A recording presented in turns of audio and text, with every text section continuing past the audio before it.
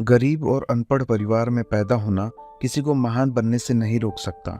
यह हमें doctor APJ Abdul Kalam के जीवन से सीखने को मिलता है।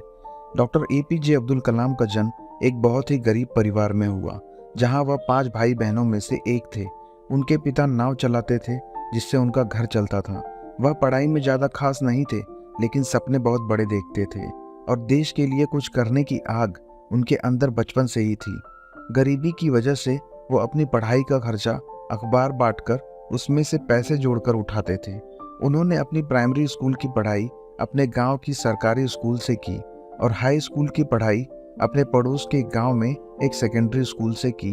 1954 में उन्होंने सेंट जोसेफ कॉलेज से फिजिक्स में ग्रेजुएशन की। फिर मद्रास इंस्टीट्यूट ऑफ टेक्नोलॉजी में एरोस्पेस की पढ़ाई करने के लिए पहुंच गए, जहां पढ़ाई के लिए उनके पास फीस नहीं थी।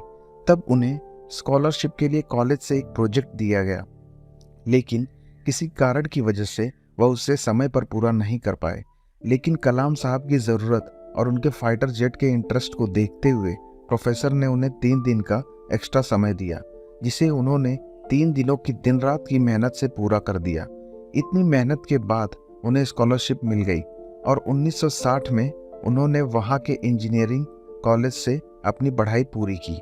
उनकी लाइफ के हर मोड़ पर मुश्किलें थीं, जिसे उन्होंने डेडिकेशन और मेहनत से हल किया। उसके बाद उन्हें हिंदुस्तान एरोनॉटिक्स लिमिटेड में नौकरी मिल गई। कुछ टाइम नौकरी करने के बाद वह पायलट बनने की चाहत के लिए देहरादून चले गए, जहां 22 लोगों में सिर्फ 8 लोगों को चुना गया और उनका चयन नहीं हुआ।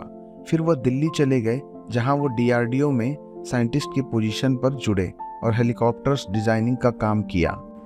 1969 में उन्हें वहां से इसरो भेज दिया गया, जहां वो प्रोजेक्ट डायरेक्टर के पद पर रहे। 1980 में सरकार का एडवांस मिसाइल प्रोग्राम शुरू हुआ, जहां उन्होंने अग्नि और पृथ्वी जैसी मिसाइलें बनाई। 1998 में पोखरण न्यूक्लियर टेस्ट में कलाम साहब का मेन रोल था। इसके बाद वो स्पेस प्रोग्राम और मिसाइल डेवलपमेंट प्रोग्राम से जुड़े और वहीं से उन्हें मिसाइल मैन ऑफ इंडिया के नाम से जाना जाना लगा। एपीजे अब्दुल कलाम कभी राजनीति से नहीं जुड़े, लेकिन फिर भी वो 18 जुलाई 2002 को देश के सबसे बड़े पद पर पहुंचे।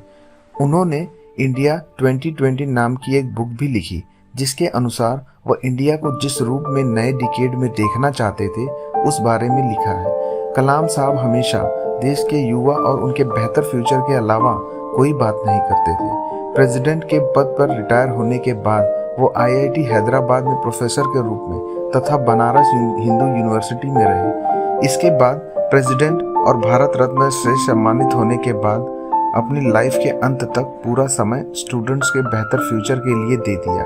उनकी मौत भी बच्चों को लेक्चर देने के दौरान आईआईएम शिलांग में हुई थी।